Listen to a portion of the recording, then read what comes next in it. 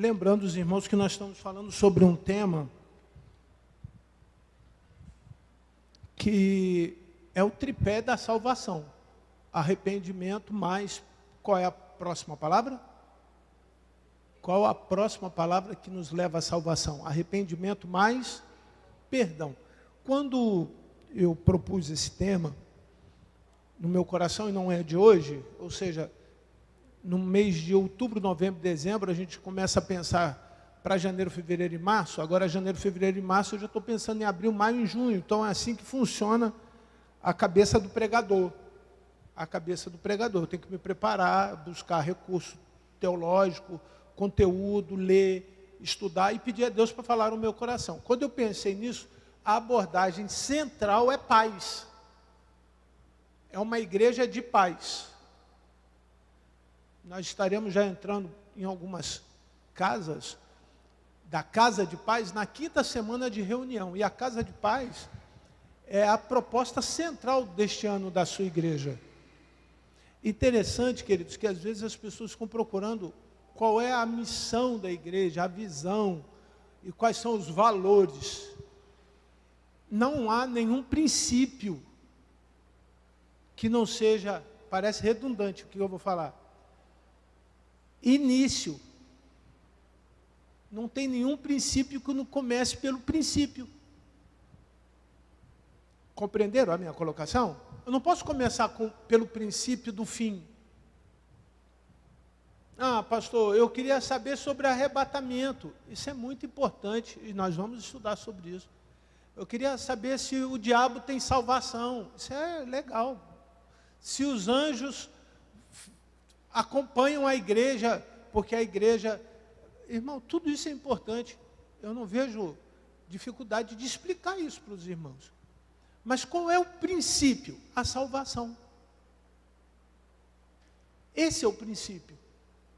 Antes de eu me preocupar com os dons espirituais, eu preciso ser salvo. Antes de eu me preocupar, qual é a teologia? Tem algumas pessoas que estão preocupadas com isso. Não, eu não vou nesta igreja ou naquela igreja por conta da teologia. A propósito, quero trazer uma ilustração para os irmãos. Um pastor presbiteriano foi num culto muito pentecostal, mas muito pentecostal mesmo. E ele entrou no culto e disse assim: Senhor, fala comigo hoje. Ele ficou animado, porque era a primeira vez dele, de um pastor presbiteriano, conservador, pragmático, indo numa igreja muito pentecostal. Ele disse que assim que ele chegou na porta da igreja, o fogo já estava no pé de alguns irmãos, naqueles corinhos de fogo. Ele ficou muito animado. Sentou logo nos primeiros bancos da igreja e alguém começou a falar. Falar em línguas. O outro lá atrás traduziu. Ele falou: então aqui é de Deus. Língua estranha, tradução é de Deus. Começou a ver os irmãos pulando de alegria, mas numa alegria eufórica, e ele havia levado consigo 4 outras pessoas. Olha que coisa interessante. Mas qual foi o pedido dele a Deus? Que aquele culto fosse muito especial para ele. E passaram então, depois de 2 horas, cantando corinho de fogo, passaram a palavra para o pregador. Ele falou: agora, depois de eu ter passado 2 horas pulando, ouvindo uma porção de gente falando, gritando, obrigado, amado. Agora eu vou ouvir a palavra. Passaram a palavra então para o pregador. O pregador abriu no livro de Salmo 23, e leu apenas o primeiro versículo, que eu convido a igreja a recitar. Recitar quer dizer, nós sabemos de cor esse versículo. Por favor, toda a igreja. O Senhor é o meu pastor e nada me faltará. E o pregador naquela noite, muito empolgado, feliz, cheio do Espírito Santo, repetiu, ele contou 106 vezes: o Senhor é o meu pastor e nada me faltará. Ele queria algo mais profundo. Ele queria algo que tocasse a alma dele. Então, ele falou: agora acabou o culto, eu vou fazer a avaliação com os meus amigos do culto. Mas ele não se sentiu muito satisfeito. Ele achou que Era muito simples, aquele culto estava muito simples, embora tivessem os dons espirituais presentes, embora a pregação tivesse presente, embora o manto do Espírito Santo cobriu aquele lugar de bênção, mas ele ainda estava precisando ouvir algo de Deus. Saindo, um dos amigos perguntou: você viu os cânticos? Como eu precisava daqueles cânticos. Eu já não cantava há muito tempo. E hoje Deus me renovou no meu cântico. Ele falou: oh, Jesus. Então foi para ele o culto. O outro amigo disse: pastor, o senhor viu a mensagem?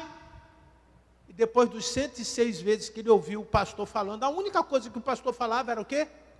O Senhor é o meu pastor e nada me faltará. Ficou 1 hora a mais do culto. Aí a 107ª vez, o colega dele falou assim: o senhor viu o que ele falou? O Senhor é o meu pastor e nada me faltará. Eu precisava lembrar disso, da fidelidade de Deus. Então, se Deus, no primeiro momento, na hora da adoração, cobriu o coração daquele que estava abatido, agora cobre a mente do outro colega dele, porque ele precisava lembrar da fidelidade de Deus. E o terceiro perguntou para o pastor: e aí, o que Deus falou com você? E ele ficou com muita tristeza no coração, porque por mais que Deus houvesse feito alguma coisa, tivesse dito alguma coisa, ele não estava preocupado com o que Deus ia falar com ele. Ele estava preocupado com o que Deus estava fazendo ao redor dele. Ele estava preocupado qual era o modelo de culto que ele estava fazendo naquele momento. E ele foi muito triste para casa. E chegando em casa, ele fez o seguinte pedido de perdão ao Senhor: Senhor, tire de mim toda a minha vaidade, todo o meu orgulho. Tire do meu coração tudo que eu sei do Senhor. E me faça aprender tudo de novo.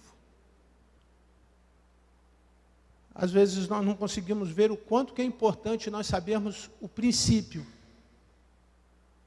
Por isso eu pensei em falar este ano todo sobre salvação. Porque salvação envolve arrependimento. Salvação envolve perdão. Perdão envolve uma porção de coisas que nós estamos aprendendo. E a soma dessas duas coisas nos leva a quê? A salvação.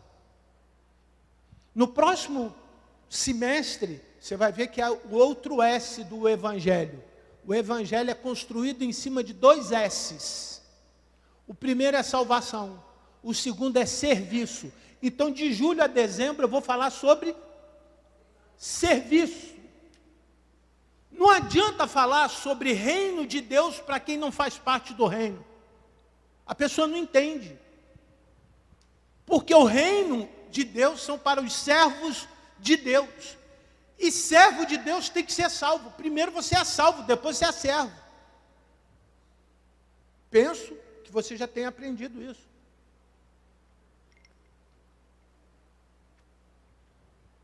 Nós não conseguimos servir ao Senhor se não formos servos. Nós não conseguimos ser obedientes a Deus se nós não formos o quê? Servos. Nós não conseguimos entender a graça, e essa é uma outra colocação dessa manhã. A graça, ela está sendo mal vendida. Você chega em determinados lugares, as pessoas estão vendendo a fé, empurrando a fé para as pessoas. Como se elas tivessem que fazer alguma coisa para receber a graça. Quando, na verdade, graça é o quê? Favor não merecido. Eu não mereço. Eu só recebo, porque Deus, a sua essência em amor é graça pura. Louvado seja o nome do Senhor. Se estiverem te vendendo a fé, meu irmão, não deixe de ser enganado, porque a graça é de graça. Se você pensa que essa atividade que nós fazemos cobre os nossos pecados, te venderam a fé errada. Se você pensa que você paga por alguma coisa para que a graça chegue até você, te venderam a fé errada. Não é aqui, não é no Evangelho, não é no cristianismo, porque o cristianismo Quem tem graça é Cristo, e é Ele que nos dá a graça, porque é mediante ao sacrifício dele que o Pai permite o favor de Deus chegar até a nossa vida. E a primeira coisa que a graça nos faz lembrar é o quê? Qual foi o primeiro favor que Jesus nos fez? Perdoou os nossos pecados. Você não pagou para Deus perdoar o pecado. Você não veio na igreja, você não se tornou um religioso, você não cumpre os rituais cristãos, nada disso. A graça alcança quem ela quer. Te alcançou. Fez com que o amor de Deus fosse compreendido, teu coração encheu de paixão por Deus, e aí você disse, eu quero ser salvo, porque eu estava perdido. Quando eu olho para a parábola do bom samaritano, ali nós temos duas colocações, antes de falarmos aquilo que eu vim esta manhã para falar sobre o perdão aos irmãos, duas colocações importantes. O que a parábola do bom samaritano define? A passagem da lei para a graça. Permita-me fazer só esse comentário antes de falarmos sobre Mateus, capítulo 18, Mateus 18, de 21 a 35. Permita-me. O que acontece? Tudo que os irmãos viram que deram errado no Velho Testamento, estava debaixo da lei de Moisés. Olha para mim, por favor, só um segundo, 2 segundos, 3 segundos, isso, por favor, olha para mim. Perdão não é por obrigação, repita comigo assim, perdão não é por obrigação, e lei é obrigação. Você tem que cumprir, é obrigação. Agora, prepara o glória, se quiser sapatear, está livre para fazer o que você quiser, pular, é carnaval, pronto, está liberado. Amém? Tudo com decência e ordem, por favor. Preste atenção. A segunda parte. A graça cobre o que eu não faço da lei. Só um não tem não? Eu vou repetir para você entender. A lei é a obrigação. Se você não cumprir, você tem castigo. Não é isso, doutora? Tem castigo. A graça não, a graça cobre o erro. A graça, irmão, não tem coisa melhor. Por mais que você queira se permitir buscar uma outra religião, não tem nenhuma outra religião com tanta graça igual a de Jesus. Viu um homem cego, alguém perguntou, foi o pai ou foi a mãe? Ele falou, não importa, é para a glória de Deus. Viu um homem coxo, perguntaram para ele, sabe que dia é hoje? Ele falou, sei. Que dia é hoje? Sábado. O que tem o sábado? Se vocês tiverem uma ovelha, ó Jesus, obrigado por isso. Se vocês tiverem uma ovelha que está machucada, que tenha necessidade de cuidado, vocês vão esperar o outro dia para fazer alguma coisa? Aí ele vira para o coxo e fala o quê? Toma a tua cama e faz o quê? Anda. Porque eu sou graça e graça. Aleluia! A lei é obrigação. A graça, meu irmão, não tem conversa. A graça, ela chega avassaladora. Então, a parábola do bom samaritano é a divisão. É quando você vê a lei que não funciona. Aí, de repente, passa um samaritano. Quem era o samaritano? Era a representação da graça. E o samaritano faz 3 coisas. Se você ler o texto lá, você vai lembrar das coisas que o samaritano, primeiro ele desce onde? Do cavalo.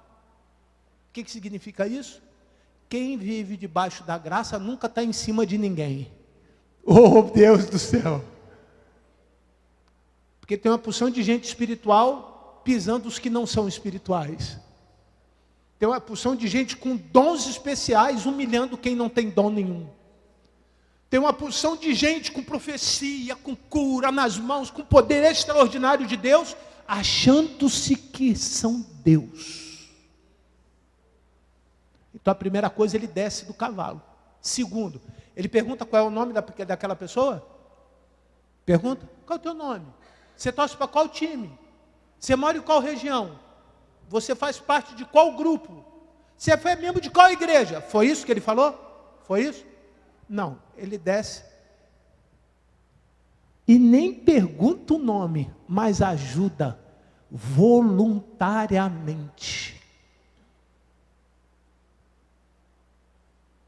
A graça não tem nome.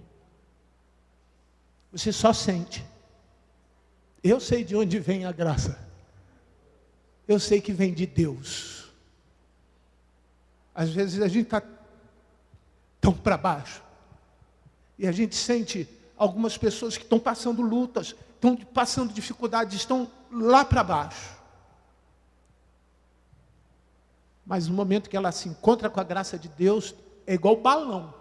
Vai inchando, vai enchendo, vai enchendo, vai crescendo, vai tomando volume, vai ficando forte. E de repente ela vai o quê? Subindo, vai subindo, vai subindo. E o que o Espírito Santo vai te dando, vai ficando, e aquilo que vai ficando vai te dando vontade de subir mais, e de ficar mais perto de quem? De Deus, e vai subindo, e vai subindo. Não tem terapia para isso, não tem remédio para isso, não tem amor para isso, não tem dinheiro para isso, não tem festa para isso. Compreendem? Compreende? O que eles estão procurando? Não tem nada que substitua o Espírito de Deus em mim e em você. Essa é a graça de Deus. Esta é a graça de Deus. E quando você vê, você está de pé de novo. Está sujeito a cair de novo? Está. A ficar fraco de novo? Está. Mas eu não sei o que Deus fala para você nessa manhã. Mas eu sei o que Deus falou comigo nessa manhã. E às vezes nós não conseguimos ver a quantidade de furo que nós estamos. Então aquele ar que entra, às vezes vai o quê? Saindo. Mas a graça é tão cheia de graça que ela vai fazendo o quê? Tampando os buraquinhos. Já pensou? Você chega com um buraco enorme. Aí a graça vem do tamanho do buraco da tua alma e tampa. E você permite se encher da graça de Deus, se encher do Espírito Santo de Deus. E aquele culto tradicional, silencioso, que ninguém pula, que ninguém bate pé, que não tem línguas, que não tem cura, que não faz nada, você sai daquele lugar o quê? Cheio de Deus, porque você permitiu que a graça entrasse. Não estou dizendo que aquele outro culto não me interessa. Estou dizendo que nós não podemos fazer o quê? Comparação. Porque o mesmo Deus que age, que atua naquele lugar, Ele está agindo e atuando neste lugar para a glória de Deus.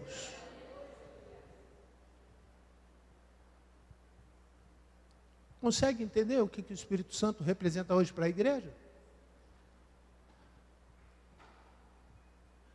Tem dois grandes nomes, artistas, inclusive um é sacerdote, em depressão. Todos sabem quais são os dois nomes. Um ligado ao segmento católico e o outro ligado ao segmento artístico. E observei que várias pessoas deram várias opiniões a respeito de tratamentos para que essas pessoas saíssem da depressão. E alguém colocou assim: depressão não basta ter tudo, tem que ter Deus. Talvez essa seja a solução para a humanidade. Quando eu digo talvez, não é talvez porque eu tenha dúvida, é porque a humanidade não crê. Ela não quer se permitir crer. Porque se nós nos permitirmos crer na graça, nós vamos encontrar o perdão. Mateus 18, 21 a 35.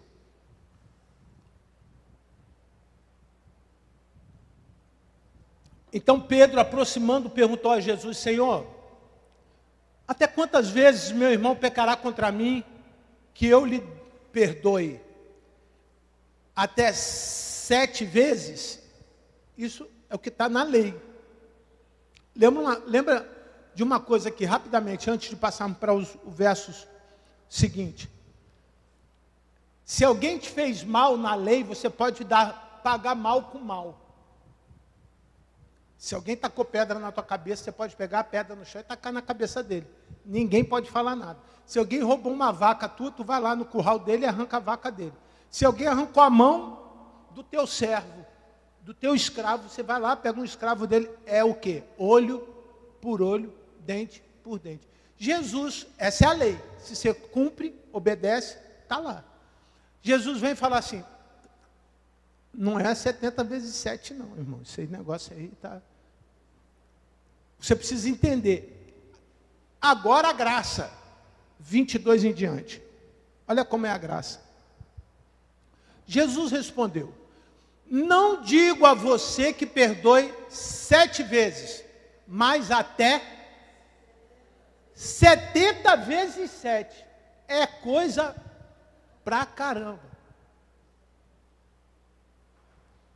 7 vezes 7, 49, 70 dá 490 vezes. Concordam? Pela análise comportamental, isso é quem dizem os médicos, quando alguém te magoou uma vez, 2 vezes, na terceira vez você se afasta dela. Só na terceira vez. Aqui Jesus está falando para você ficar perto dessa pessoa que te magoa quantas vezes? 490 vezes. Isso é princípio. Ou seja, você vai passar um ano inteiro, 365 dias, mais alguns dias, talvez mais 2 ou 3 meses, convivendo com alguém que te magoa quantas vezes naquele dia? O dia inteiro. Te chateia o dia inteiro, te perturba o dia inteiro, te faz você perder a graça o dia inteiro, faz você xingar, tacar panela, varrer a porta para que ele não entre. Sabe aquela mandinga que às vezes as pessoas fazem? A pessoa visita, chega, você pega a vassoura e... Tem gente que acredita nisso, né? Aí ele pega a vassoura, deixa o visitante chegar e varre o pé do cara para ele nunca mais o quê? Voltar. Isso não funciona, irmão. Nada disso funciona. Espada de São Jorge, olho de boi, sal grosso, nada disso funciona. Aquela florzinha seca marido, aquele bagulho, sabe? Nada disso funciona. O que funciona chama-se Jesus. Jesus funciona. A graça funciona. O perdão funciona. O perdão cura. Se perdoamos, nós estamos sendo levados para perto de Deus. Se não perdoamos, estamos distante de Deus. Se perdoamos, estamos no caminho da reconciliação, da paz.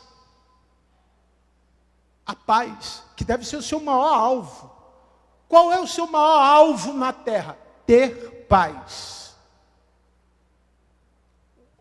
Outro fato que foi de muito comentário foi o Zelensky, presidente da Ucrânia, num diálogo azedo com o presidente americano. Não vou fazer nenhum juízo sobre o discurso, mas uma coisa ficou muito clara ali embaixo. No rodapé da CNN, alguém muito sabiamente escreveu assim, no rodapé, o mundo à beira da Terceira Guerra Mundial. Querendo ou não, se os homens não se compreendem, gera o quê? Conflito, guerra. Isso serve para a tua casa, meu irmão. Serve para os seus negócios. Serve para o seu relacionamento. Serve para o seu trabalho. Serve para a sua igreja. Como pode haver crescimento se não tem o quê? Paz. Paz é o estado de acomodação onde as pessoas, por mais que são diferentes, entendem o limite um do outro. Foi isso que Jesus falou para Pedro. Pedro, as pessoas são diferentes. Então elas precisam passar por um processo que não são 7 dias, não são 7 vezes. Às vezes esse processo é longo. Era isso que Jesus estava dizendo para Pedro. Você, Pedro, está passando por um processo. Vocês entenderam, amado? Entenderam? Perdão não tem tempo. Ah, pastor, perdoei. Às vezes você acha que perdoa. Mas é um processo que começa sem tempo. Você não pode dizer 7 dias para você se retratar comigo. Para mim, este foi o erro de ambos os lados naquele discurso. Os caras botaram o tempo. 1 semana para vocês levantarem a bandeira da paz. Ué, você não sabe o que o meu povo está passando. Você não sabe o que eu já passei até aqui, o quanto que já morreu até hoje. Não bota tempo na guerra, irmão. Está vivendo o tempo de guerra? Irmão, vá para o processo. Processo é tempo. Pede sabedoria, pede paciência, tudo está relacionado ao tempo. Pede para você, não pede para o outro não. Sabedoria, paciência, silêncio. Fecha a boca. Você quer paz, mas você fica mandando alfinetada no irmãozinho. Como? Fecha a boca, irmão. Para de falar. Pede ao Senhor meditação. Sabe o que é o processo de meditação? A mente vazia. Para de ficar pensando naquilo que o outro fez. Pastor, é porque não foi com você. Porque se fosse com você, irmão, se fosse comigo, ia ser tão difícil quanto é com você. A diferença é que eu sei o processo. Eu paro, eu fecho minha boca, eu peço a Deus sabedoria, eu vou meditar, vou pensar quais foram as causas do outro sentir o que está sentindo. Irmão, eu não gosto da palavra empatia. Empatia é uma palavra que veio de Freud, que é temporalmente usada de maneira errada no dia de hoje. Quando alguém diz para você assim, você já se colocou no lugar do outro? Não temos capacidade de nos colocar no lugar de ninguém. Nós não temos essa capacidade. Se você estudar um pouquinho sobre o tratamento comportamental de pessoas que estão passando por um processo de cura emocional, o cara fala assim, mas você tem que sentir a dor do outro. Como que alguém vai sentir? Vocês sabem a intensidade da dor? Não. Aí o outro começa. Botaram nome para tudo nesse negócio. Esses dias, conversando com uma pessoa que estuda comportamento, falou assim, o senhor conhece o comportamento tal? Eu falei, não. E ela começou a me explicar o comportamento. Quando você oprime a pessoa, você escraviza emocionalmente a pessoa. Eu falei, isso para mim chama-se pecado. Estão cientificando o pecado.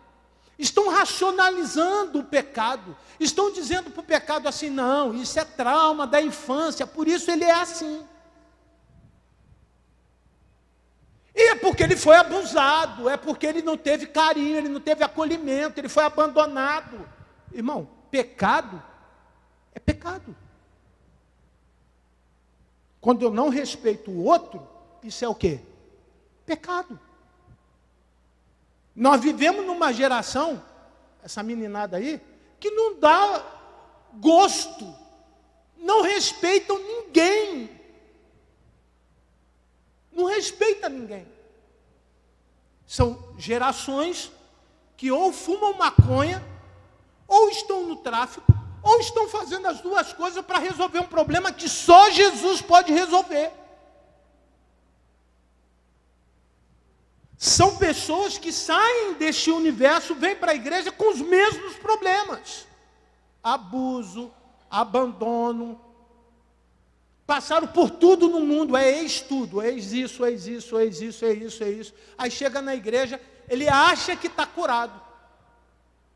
Quando, na verdade, ele não conseguiu nem perdoar o quê? Pai, perdoa os meus pecados, assim como eu perdoo o pecado de quem me ofendeu. Ele não consegue perdoar nem a si mesmo. Ele não consegue dizer para ele assim, estou bem comigo para perdoar alguém. Se não está bem com o outro, é sinal de que, princípio, tá, irmão? Isso é princípio. Se você não está bem com você, você vai estar bem com quem? Tem uma música popular que diz: o homem que tem paz não tem guerra com ninguém. Eu acho que é essa a frase de uma música popular dessas aí. Quando você tem a paz, irmão, você não quer guerra com ninguém. Quando você está bem com você, o mundo pode estar caindo. Você está o quê? Zen. Zen nada. Zen preocupado. Zen com medo. Está nem aí. E as pessoas falam: mas você é um psicopata. Ainda deram um nome para quem está bem. Porque o que é o psicopata? Ausência de sentimento. Aí deram um nome para o cara. Ah, tu é um psicopata. Por que é o psicopata? Está todo mundo ruim e só você está como? Zen. Mas eu estou com Jesus. É para estar assim mesmo. Você lembra de Jesus com o diabo? Lembra? Jesus com o diabo? Lembra? Alguém lembra? Com o diabo? Está onde na Bíblia? Vou fazer um quiz aqui. Vamos ver se vocês estudam mesmo. A escola bíblica dominical está funcionando. Está onde na Bíblia? Mateus o quê? Vou dar 4 capítulos. 1, 2, 3 ou 4. Muito bem. Capítulo 4. Isso aí. O diabo estava lá. Com muita força. O diabo não estava com força? Não estava? Levou Jesus. Pegou Jesus no ponto fraco. Não é isso? Lembra das coisas? Levou Jesus para o alto do monte e falou: se você me adorar, me prostrar, tudo isso que você está vendo, Jesus, opa, que coisa linda. Continua, diabo, continua, diabo. Tudo isso que você está vendo, eu vou te dar. Ele falou: quem falou que é teu? Não é teu? Eu imagino que o diabo ali falou assim: então eu vou agora para o estômago. Primeiro ele foi para o olho. Agora eu vou para a barriga. Você não está com fome? 40 dias. Estou com fome. Jesus era homem, igual eu, igual a você.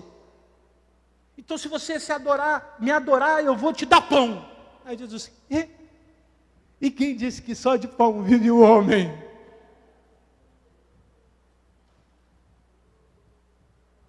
Tá bom, levou ele no ponto mais alto da igreja, do pináculo do templo. Salta daqui. E deu uma ordem para os anjos, que eles vão te botar nas mãos. Aí Jesus falou assim: não preciso falar nada. Eu sou o próprio Deus. Eu sou o próprio Deus. Os anjos sabem. Eu não preciso dar ordem para ninguém. A ordem desde o mundo, desde a criação, eu estava junto. E por estar junto, eu sei que tudo isso que você está me oferecendo é meu. Eu sei que essa fome que eu estou tendo vai passar. E eu sei que tudo isso que você está me dando como oportunidade, não é oportunidade, isso é mentira, diabo. Para mim, Jesus estava bem em paz. E o diabo cada vez mais preocupado. Porque qual foi a última palavra que Jesus deu para o diabo? Apartai-vos daqui, diabo, para um lugar que é destinado para você e seus anjos, o inferno. Tem lugar. Tem lugar para ele. E ao terminar aquele diálogo, a Bíblia diz que os anjos vieram e fizeram o quê? Alimentaram Jesus. Também não está escrito lá, mas eu imagino Jesus comendo com os anjos. Aí o diabo achou que eu ia cair na dele. Veio com o papo de transformar pedra em pão. Vê se eu vou comer pedra, se eu posso comer o melhor da casa do meu pai. Oh, Jesus! Me oferecer o mundo, ele não sabe ele que foi o meu pai que criou, já é meu. Eu sou o Senhor do mundo. Falar para eu adorar ele, que é um lugar dele, já está destinado. Não, ele é que vai me adorar. Vocês sabiam que nos últimos dias, quando Jesus voltar, os príncipes, os governantes, os salvos e os perdidos, todos os homens, os anjos do céu e os demônios que estão no inferno, inclusive o diabo, vai adorar a Jesus. Vai adorar a Jesus. O que estão fazendo com esse Jesus no Sambódromo não é o teu Jesus. Eles querem imitar. Mas haverá um dia em que, inclusive, o próprio diabo vai se prostrar diante de Jesus. E todos verão que Jesus era Jesus de verdade. Não vale a pena você carregar o peso da mágoa pela oportunidade do perdão. E se você tenta abrir a porta, vivendo o seu passado, ela mesma fecha a sua oportunidade da graça. Libera para você, irmão. Não libera para ninguém, não. Ah, pastor, tem que liberar o perdão para a irmã Irani. A irmã Irani está me devendo no Mocotó já tem 5 anos. 5 anos, todo domingo ela lembra, olha para mim e fala, pastor, eu vou fazer seu Mocotó. Eu olho para a irmã Irani, tá bom, irmã Irani. Aí ela vem com a segunda parte da fala. Agora no verão não, 50 graus, se eu comer Mocotó, o senhor pode morrer. Tá bom, irmã Irani. Não tem problema, irmã Irani. Mas enquanto eu estiver aqui, enquanto a irmã Irani estiver ali, que ela está ali, dominicalmente, faça sol, faça chuva, ela está ali. Eu vou lembrar que um dia ela, com muito amor, com carinho extraordinário, fez Mocotó para o pastor. Isso é o mais importante, não os dias que ela não fez. Não os dias que ela me prometeu e não cumpriu. Espero que ela esteja entendendo com amor o que eu estou dizendo. Está entendendo, irmã? Não estou preocupado com o Mocotó, não. Estou dando um exemplo, que às vezes a gente faz uma coisa boa para o Lucas, só para mudar o foco. E o Lucas fica super feliz. O pastor me ajudou. Aí o dia que o pastor faz uma coisa ruim, o pastor não presta. O pastor não presta, o pastor tem que ir embora, tem que morrer essa desgraça. A gente age assim com as pessoas. Eu fiz 99 coisas boas para o Lucas. Deixei de fazer uma. Aí ele vira para mim e fala assim, pastor, eu estou cansado de gente que só fala. Eu quero ver a sua atitude. Eu falei, tá. E as 99 vezes que eu já fiz a minha atitude, que eu já pratiquei o meu amor com você, eu também tenho carne. Está entendendo por que eu não consigo me relacionar com empatia? Porque quando você vê que o outro é gente igual a você, irmão, você não consegue saber o que eu estou sentindo agora.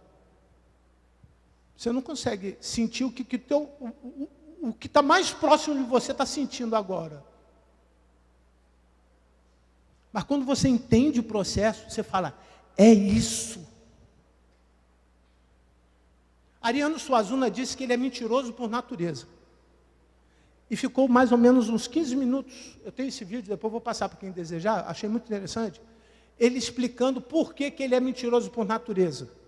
E eu quero, parafraseando, dizer aos irmãos que muitas vezes nós somos assim.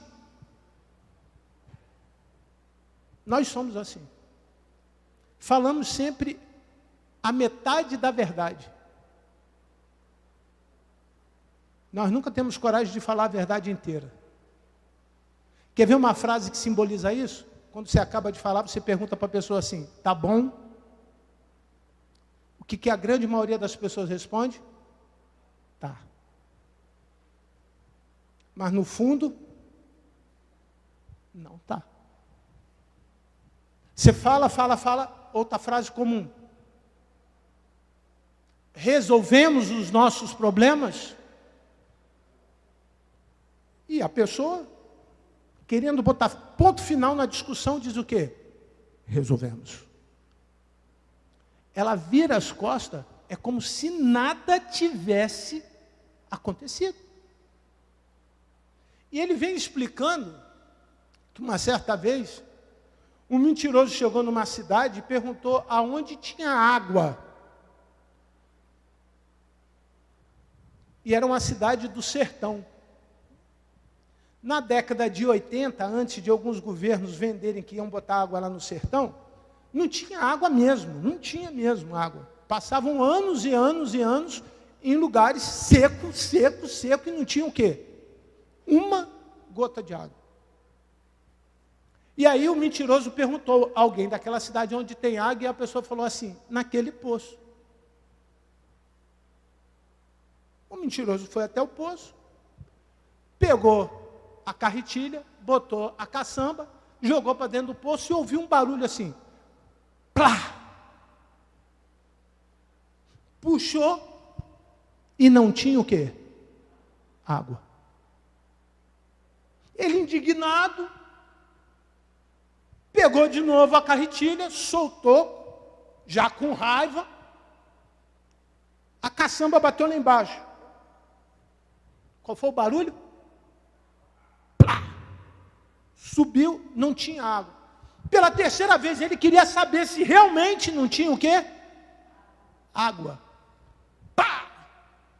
Voltou, foi conversar com a pessoa que falou para ele.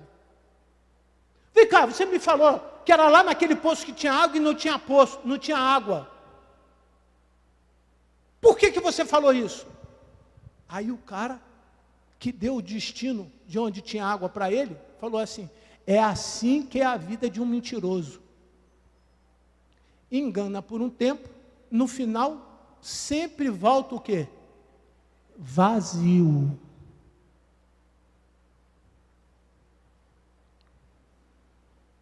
Quando acabou,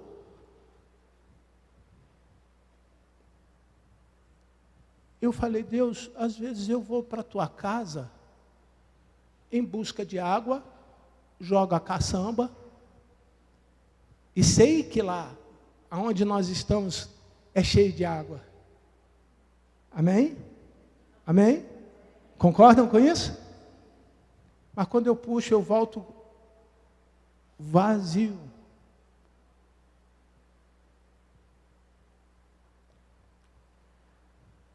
Sou eu o mentiroso.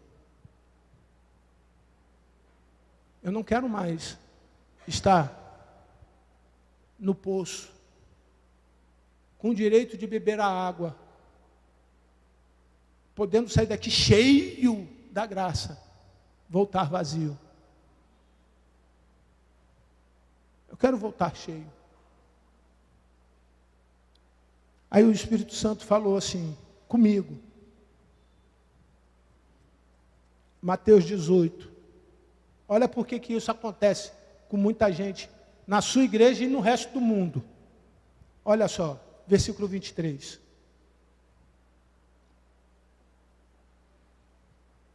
Por isso o reino dos céus é semelhante a um rei que resolveu, leiam comigo, ajustar contas com os seus servos. Segue. E passando a fazê-lo, trouxe-lhe um que lhe devia o quê? 10.000 talentos. Não fica preocupado qual é a conta, não, mas fica preocupado com a história. Você tem que se preocupar com a história. O Senhor vem e chama um, quanto que o cara devia? $10.000. Segue.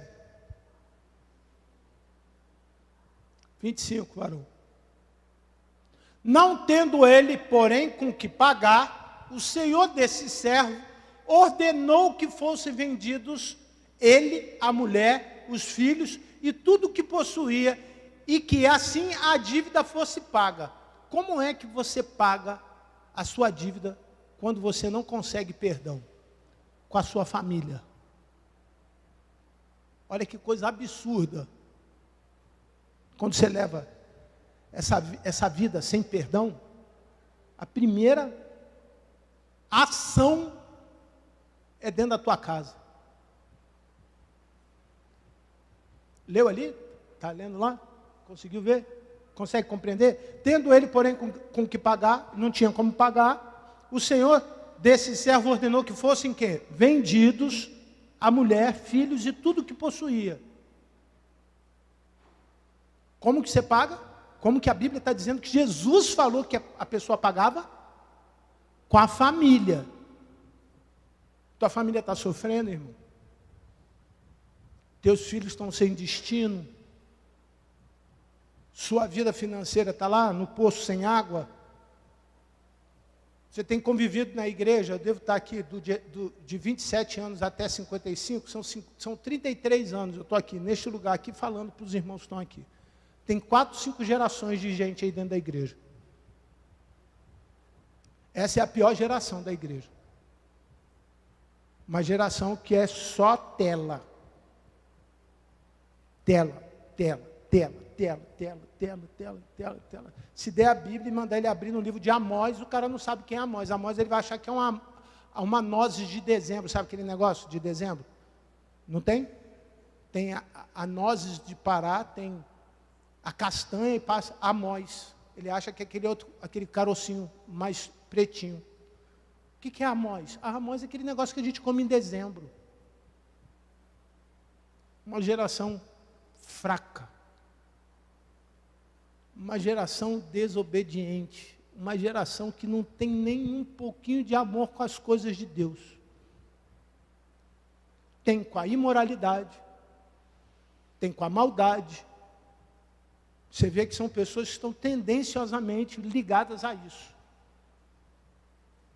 Tem, e você vive isso 24 horas. Não vou entrar em detalhes, não. Você vive. Você sai do seu bairro, você desce, você vê.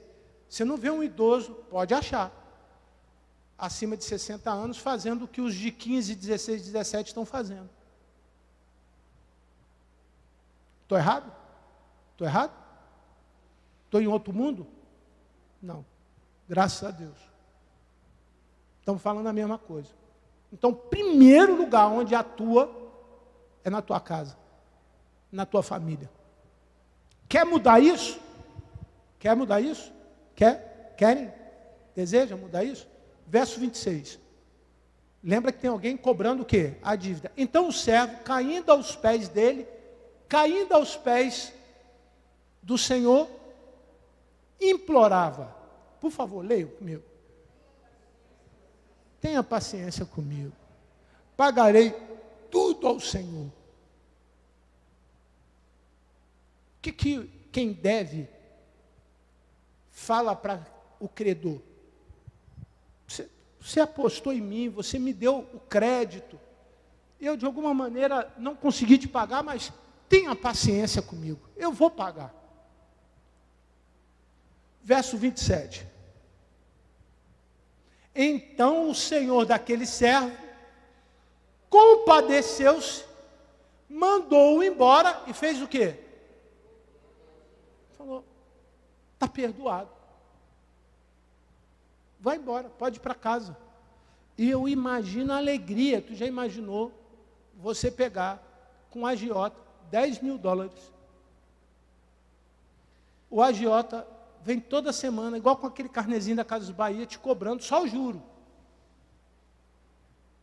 Só o juro, o cara vai te cobrar só o juro. Aí você vê assim, número de parcelas para acabar de pagar a dívida, infinita. Porque é 40% ao mês o juro. O agiota. Eu vou contar um segredo do diabo para vocês. Se o agiota te cobra 40%, o diabo te cobra 100%. Ele não quer a metade da tua casa, ele quer a tua casa inteira. Se o agiota te cobra 40% pela dívida, o diabo quer 100% da tua cabeça. Por isso que hoje é uma geração fraca de quê? De cabeça. As pessoas falam assim, meu filho está sem cabeça. Está mesmo. Em alguns outros lugares, a pessoa fala assim, ele perdeu a cabeça. Pastor, ora pelo meu filho, porque o meu filho está sem direção. Perdeu a cabeça. Porque o diabo não quer a metade da cabeça das pessoas, ele quer o quê? 100%. Ganhou a cabeça, ganha o quê? O coração. A fé vem pelo ouvir. Ouvir o que há? Ganhou a cabeça. Ó, onde que está o ouvido? Aonde que está? Os jovens não querem mais um lugar para ouvir a palavra, que é para dançar, que é luz, que é foco, que é brilho.